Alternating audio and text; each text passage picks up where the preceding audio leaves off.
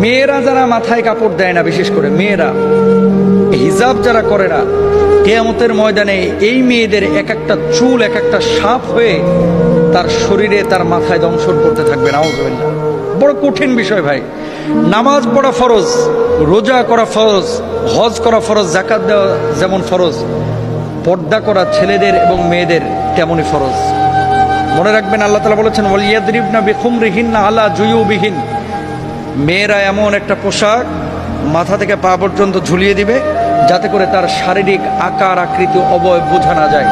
আজকে সামান্য একটু ফ্যাশন করার জন্য, নিজেকে জাহের করার জন্য, প্রেজেন্ট করার জন্য, মানুষের সামনে আমার সিল্কি চুলগুলোকে প্রকাশ করার জন্য আজকে আপনি যে পর্দার খেলাফ কাজটা করতেছেন, এই সিল্কি চুলগুলোই কিয়ামতের ময়দানে এক একটা ওই রাসেল ভাইপারের মতো আক্রমণাত্মক হয়ে যাবে। এই চুলগুলো আপনাকে মাথার উপরে দংশন করবে।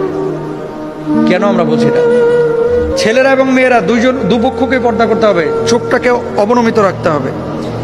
মেয়েদের পর্দা তো পুরো শরীর, আর ছেলেদের পর্দা হচ্ছে নাভি থেকে নিয়ে হাঁটু পর্যন্ত। এই অংশটা যদি এক চুল পরিমাণ কেউ খোলা রাখে, আল্লাহর আদালতে তারা দাঁড়াইতে হবে। তো মেয়েরা মুখমণ্ডল, হাতের তালু, পায়ের পাতা এগুলো বাড়ির মধ্যে খোলা রাখতে পারে, আর বাইরে চেষ্টা করবে পুরো হিজাব মেনটেন করে তার সৌন্দর্য যাতে করে প্রদর্শন না হয়। ছেলেরাও চক্ষুকে অবনমিত রাখবে, তার লজ্জাস্থানকে ঢেকে রাখবে। এমন কোনো প্যান্ট ছেলেরাও মেয়েরা ব্যবহার করবে না যেটা জড়সড় শারীরিক আকার আকৃতি বোঝা যায়, ফিজিক্যাল স্ট্রাকচারটা বোঝা যায়।